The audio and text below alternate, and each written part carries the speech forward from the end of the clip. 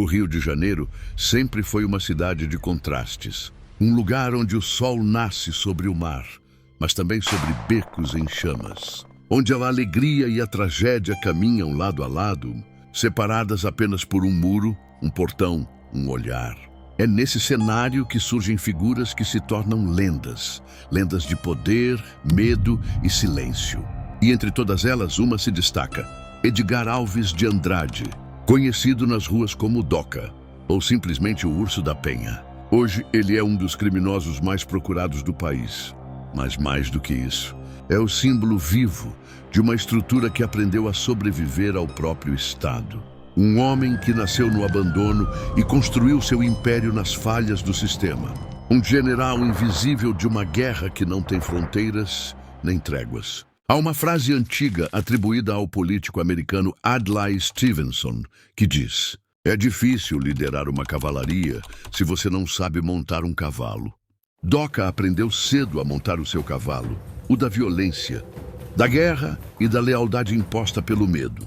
Ele não leu manuais, não passou por academias, não teve aulas de estratégia, mas aprendeu na prática a linguagem mais primitiva do poder, a do fuzil. O que o diferencia não é apenas a brutalidade, mas a inteligência tática. Nas ruas dizem que ele entende o mapa, sabe onde a polícia vai, sabe quando os inimigos atacam, sabe esperar. E essa paciência, rara no mundo do crime, é o que o transformou em algo maior do que um simples traficante. Ele se tornou uma lenda. Doca nasceu em 1970 numa pequena cidade do interior da Paraíba, chamada Caiçara. Filho de trabalhadores humildes, ele cresceu vendo o campo se esvaziar e as promessas de futuro se concentrarem nas grandes capitais. O Brasil vivia o auge do êxodo rural, quando milhões de famílias migraram em busca de emprego e dignidade. O Estado construiu estradas, prédios, portos, mas esqueceu de construir cidadania. E quando a família de Doca chegou ao Rio de Janeiro, encontrou uma cidade que não cabia em si mesma. Asfalto e favela, luxo e abandono, ordem e desordem convivendo lado a lado. No coração da Penha, Edgar cresceu cercado por becos, improviso e promessas quebradas. Trabalhou como chapeiro, ajudante de cozinha, carregador, profissões que não oferecem futuro, apenas sobrevivência.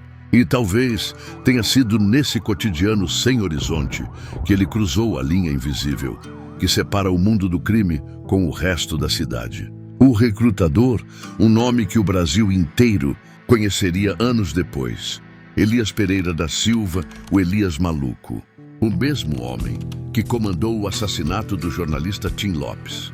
De Elias, Doca aprendeu o código da guerra, a importância do silêncio, o valor do medo e a lógica cruel da obediência. Os anos seguintes foram de ascensão. No submundo, dizem que Doca tinha o que chamam de disposição, a capacidade de enfrentar qualquer coisa, de ir até o fim, de não recuar.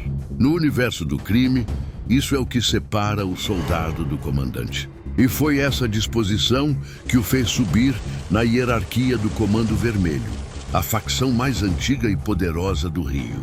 Em 2007, ele protagonizou um dos episódios mais marcantes da história recente da segurança pública. Um confronto de 12 horas contra a polícia, dentro da Vila Cruzeiro. 12 horas de tiros, sirenes e desespero. No fim, Doca saiu descalço, exausto, mas vivo. E daquele dia em diante, o nome Urso da Penha começou a circular em todas as cadeias do Estado. Depois da prisão, vieram os presídios federais, as transferências, as negociações. Mas o sistema carcerário no Brasil é como um eco. O crime não morre, apenas se reorganiza. Quando Doca saiu, encontrou uma cidade diferente. As unidades de polícia pacificadora haviam ocupado territórios. O tráfico recuou, se fragmentou. Mas o poder, esse nunca desapareceu. Foi nesse período que Doca se reinventou. Enquanto o Estado acreditava que havia pacificado as favelas, ele planejava a retomada. Criou táticas de invasão chamadas Troias, inspirada na antiga guerra, narradas por Homero. Grupos treinados, infiltração silenciosa, ataque surpresa. Era o cavalo de Troia, reescrito nas vielas cariocas, e funcionou. Em poucos anos, o Comando Vermelho voltou a crescer, retomando morros, rotas e territórios perdidos. Entre as facções, o nome de Doca virou sinônimo de força. Ele era o Urso, e o grupo rival, o TCP, conhecido por ser a Estrela de Davi.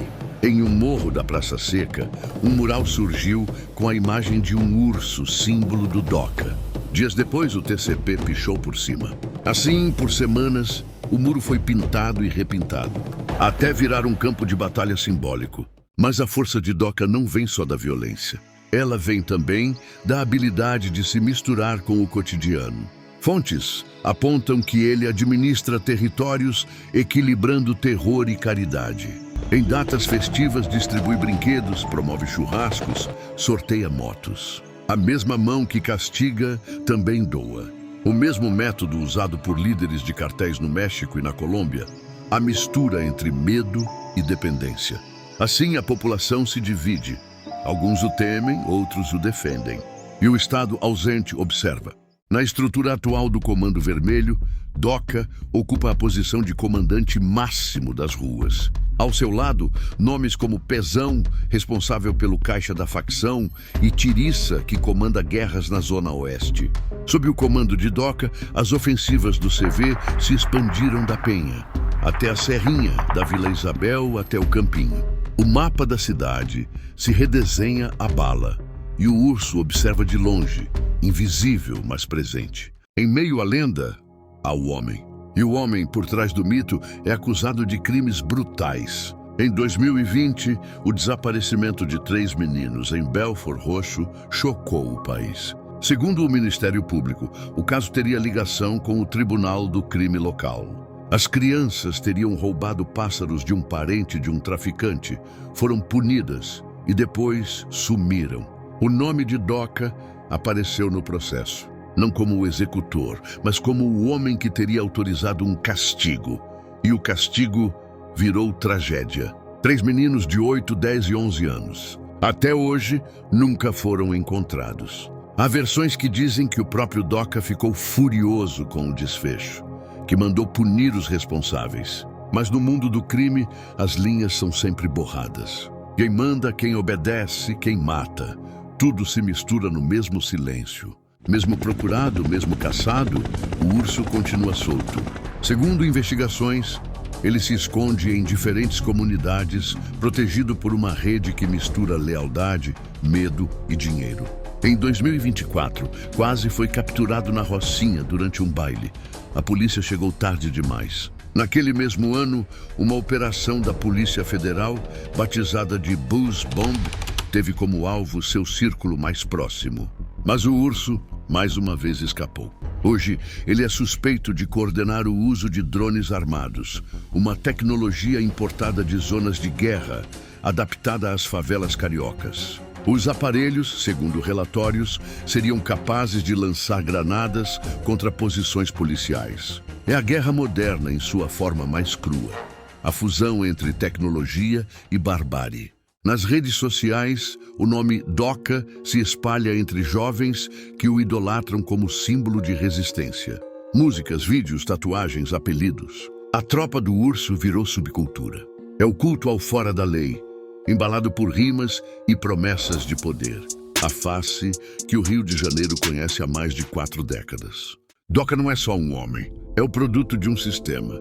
Um retrato fiel daquilo que acontece quando o Estado some, quando a educação falha.